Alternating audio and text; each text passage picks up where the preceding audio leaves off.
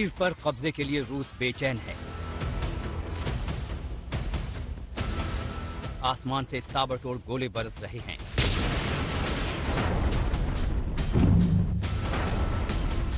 बीस दिन की लड़ाई में अब तक कीव की जमीन पर रूसी फौज पांव नहीं रख पाई है।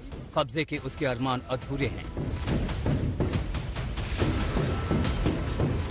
लेकिन बाहरी इलाकों से कीव की घेराबंदी कर रूस ने बता दिया है कि लड़ाई इतनी आसान नहीं।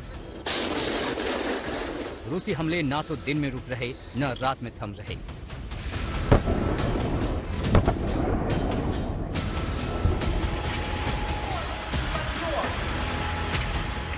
कीव का कोना कोना बर्बाद होता जा रहा है। ये तबाही रूस के हवाई हमलों की वजह से है।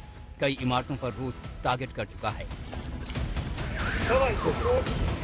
मैं उस बिल्डिंग के बिल्कुल सामने खड़ा हूं। आपको सफेद और काले रंग का धुआं दिख रहा होगा। ये फायर टेंडर्स काम कर रहे हैं। पिछले 3 घंटे से आग बुझाने की कोशिश कर रहे हैं, जो अभी तक इनके काबू में नहीं आई है। पूरा अपार्टमेंट ब्लॉक, जिसमें लगभग 200 से 250 अपार्टमेंट्स हैं, वो पूरी तरह से तबाह हो गया है और खाक हो गया है। ये कीव में ही राष्ट्रपति ज़ेलेंस्की जमे हुए हैं।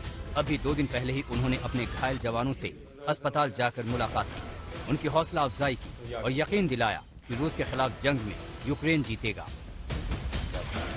Літаків вони вже втратили, вже 80. Сотні танків, тисячі інших одиниць техніки. За 19 днів російська армія втратила в Україні убитими більше, ніж за 2 криваві і багатолітні війни у Чечні. Заради чого? रूसी हमलों से त्रस्त हो चुका है कीव। यूक्रेन के दावों पर यकीन करें तो रूस के मिसाइल हमले में एक शख्स की जान चली गई, 6 लोग जख्मी हो गए, एक खाली बस भी तबाह हो गई। लेकिन यूक्रेन की फौज भी मोर्चा संभाले हुए है।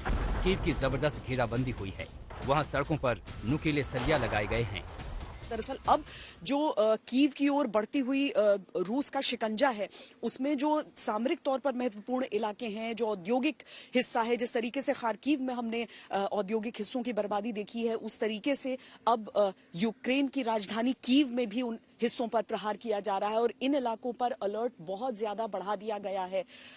जिस इलाके में हम मौजूद हैं, यहाँ से बहुत स्पष्ट धमाकों की आवाजें बार बार रह कर आ रही हैं और एक तरह से वो आशंकाएं गहराती जा रही हैं कि कीव कब तक रूस के शिकंजे से दूर रह पाता है। दूसरी तरफ यूक्रेन रूस पर पलटवार से भी नहीं चूक रहा। आर्मी ने वीडियो जारी कर दावा किया है कि रूस को बड़ा नुकसान हो रहा है।